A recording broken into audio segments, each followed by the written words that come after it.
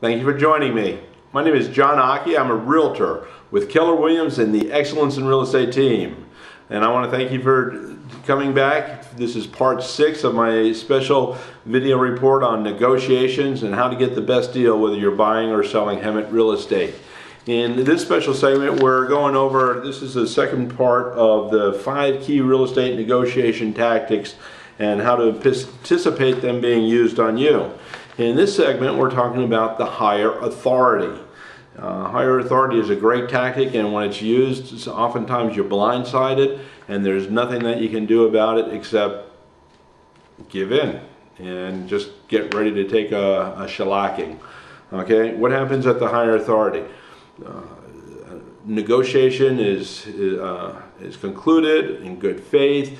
Everyone is happy. It's gone back and forth. Maybe in this case, the buyer is very very easygoing, and things seem to be working out just perfect. Okay, they get a little bit, they give a lot, they give a little bit, give a lot, and it's just like it's almost too easy. And then all of a sudden, when all is said and done, then the seller says, "Well, this is great," or the buyer says, "This is really great, but before I can go forward, I have to have this approved by fill in the blank. My attorney, my CPA, my Aunt Tilly, my Uncle Joe." It doesn't matter. There's a third party, a third baseman, we used to call it a third base coach. It's the higher authority. It's somebody that needs to be involved that really has no business being involved sometimes. That's what we call a third base coach. Or whether it's is truly the higher authority. You know, I'm buying the house, but mommy's signing for it, so mommy has to like it too, and I have to bring her back.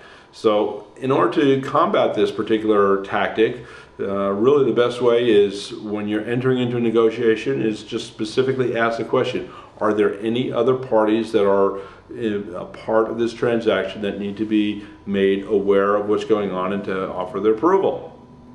And if there are, refuse to negotiate until everybody can come together at the same time. It's not always possible. Sometimes the higher authority is maybe a relative out of state. You know, it's, well, my parents died and my brother and I, we own the property. My brother, he lives back in New York, and I'm here trying to do what I can. I have to send it off for him. He's not coming out here. He'll have it signed and notarized, but you know, he has to buy it off. Well, when he gets that paperwork, he's going to say, well, that's no good. What about this? And what about that? And he's going to come back and try and pick up where the first party left off. Remember, once you have that first deal, that's the worst deal that it could possibly be for that party. If you say no, no, no, no, no, no to everything they come back with, it's still the worst possible deal that they could have. And if it's a good deal for them, then they're happy. Okay, all they can do is get happier. So. And you can use that tactic yourself, okay? If you're the seller, well, I'll accept this offer, and there's some things that you're not happy, but it's subject to the approval of my CPA, of my attorney. Typically, you can't use your Aunt Tilly or Uncle Joe in this case because they're not on title, and the other agent should definitely know who's on title. But there are some contract clauses that can be negotiated that when you use this clause, it should be pretty much ironclad.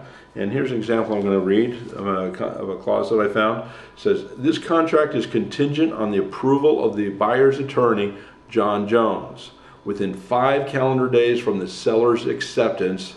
Unless Attorney Jones disapproves this contingency in writing within said 5 days, this contingency is waived by the buyer. It's pretty good. Want me to read that again? This contract is contingent on the approval of the buyer's attorney, Johnny Jones, within 5 calendar days from the seller's acceptance. Unless Attorney Jones disapproves this contingent in writing within 5 calendar days, this contingency is waived by the buyer. So if that attorney doesn't respond within the next 5 days, then it's waived and it becomes a non-issue. All right, and higher authority issues, that technique works, and it works very well. An example that's brought to my attention is labor unions. Okay, the contractor negotiators, whether it's management and for the labor unions, they sit down and they hammer out the deal. But it still has to be approved by the higher authority. In this case, it's the labor union members themselves, and they ratify the contract. And if they don't ratify it, then, you know, the negotiators go back to the table and say, well, that didn't work. Let's, you know, let's see what else we can't do. So that's real good. All right. So this is John Occhi, and that was part 6. Come back to me with part 7, or the third tactic, and how it's used and how it can be used for you and against you.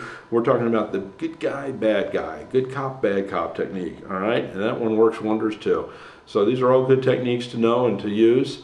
But until next time, this is John Occhi with the Excellence in Real Estate team, wishing you and yours all the best. Make every day a great day, because every day is so precious. All right, thanks very much. Until next time, God bless. Bye-bye.